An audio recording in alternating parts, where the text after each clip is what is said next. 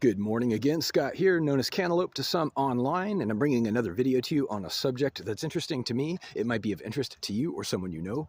And I want to talk about my cat, my late cat, Felix. I got a cat when I was 18 years old, had that cat for many years. It lived a long life.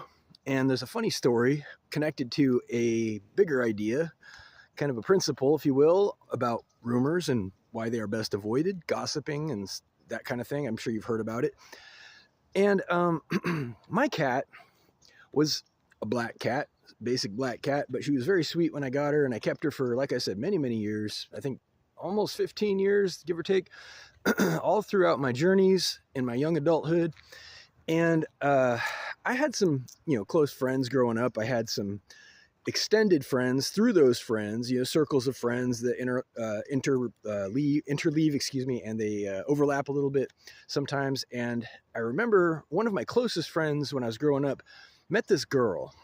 This is connected to the story.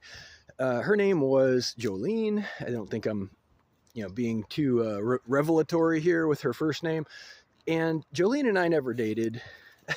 Which may sound funny to say because I already said that she was, the girlfriend of my friend. But unfortunately, sometimes, due to various reasons, a girlfriend or boyfriend might, dally with somebody who they probably shouldn't. And sometimes it's for, honest reasons, and sometimes it's for not so honest reasons. But that's outside the scope of this video. Anyway, Jolene and I never dated. However, we did actually at one point go on a short journey together, which I didn't actually view as a date.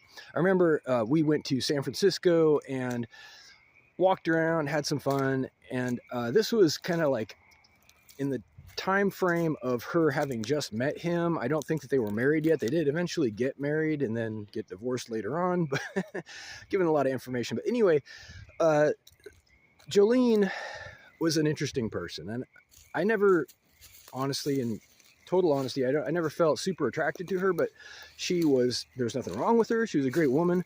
And I do believe that we even kissed once, if I recall correctly, on this day that we went to San Francisco. And I guess, looking back, it might have been regarded as a date. At the time, I didn't look at it that way. And I wasn't really trying to, explore romance with her. We were just hanging out as far as I thought. But anyway, this is connected to my cat. In the sense that Jolene once asked me a very interesting question. Jolene would pop in every once in a while. Like I said, she wasn't in my immediate circle of friends. For the vast majority of time, she would just pop in, connected to other people every once in a while. And I remember one day she asked me, she said, "Hey, why does your cat look like that? Why does your cat act so, standoffish, or it looks upset sometimes?" And it's true. Unfortunately, my black cat had a bit of an attitude because, and I think it was probably my own fault, I got to take responsibility. As a young adult, I was not the best person to have a cat. I will admit, at the time, I didn't, live a lifestyle that was well suited for animals, but I kept this cat anyway. And as an example, much later on, me and this cat moved across the country. A cat shouldn't have to live in a car, but that's what ended up happening. This is much later than the question I'm referring to. But for context, the cat had an attitude, and it was probably my fault. So when Jolene asked me about the cat, she said, why does your cat act like that? I felt justifiably put off by the question, and I made a joke. I made a sarcastic, defensive joke. And I will own all of this stuff. I was very young at the time, if that counts for anything. And I said, it's because I have sex with it. Terrible joke. I know. Terrible joke. But there's a bigger point here. I hopefully, obviously, never had sex with my cat or any cat. That's ridiculous. But apparently, this is where it gets interesting.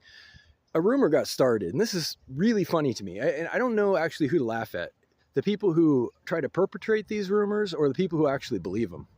Because a rumor, in fact, got started that I had sex with my cat, which is just unbelievably hilarious to me. Okay, wow.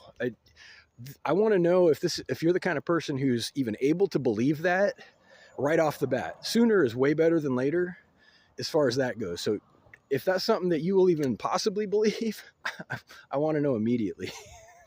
for example. Anyway, so this rumor persists, and every once in a while I see it pop up. People mention something that's connected, and are you serious? You thought okay? I made a sarcastic response that somebody ran way down the road with, painted it like it was some kind of confession, and to this day it circulates in some fashion, and I'm blown away by people, and honestly I don't know who to be angry or to laugh at. Honestly, like I said, the people who tell these lies or the people who believe them, without question. Who do you get upset with? I don't know. Funny story, maybe, I don't know. Rumors are damaging. Rumors are actually illegal if they cause enough damage. They can be charges that are leveled against you in court. If you slander somebody, if you dox somebody, if you put it in writing, something that is patently not true, that is you made up just to be malicious or to gain something financially, that's called libel. And these are all crimes in the book, and you can be charged with them. We've gotten away from this in modern times. It has just become the standard that you're expected to put up with whatever people say. But there's a real good reason that these things became illegal to begin with, and it's because they are damaging. It raises the specter of doubt, and people can get really messed up. You can frame people, you can create enough doubt that they lose opportunities, they lose people in their lives, they lose their finances, they lose their homes. It is no joke. Telling lies is no joke, and it can actually land you in hot water if you are reckless enough. So just as a final word, be careful. Be careful with your accusations. If you're just being slap happy and whimsical about your creative license and just saying whatever about whoever, that stuff's going to come full circle before you even realize it.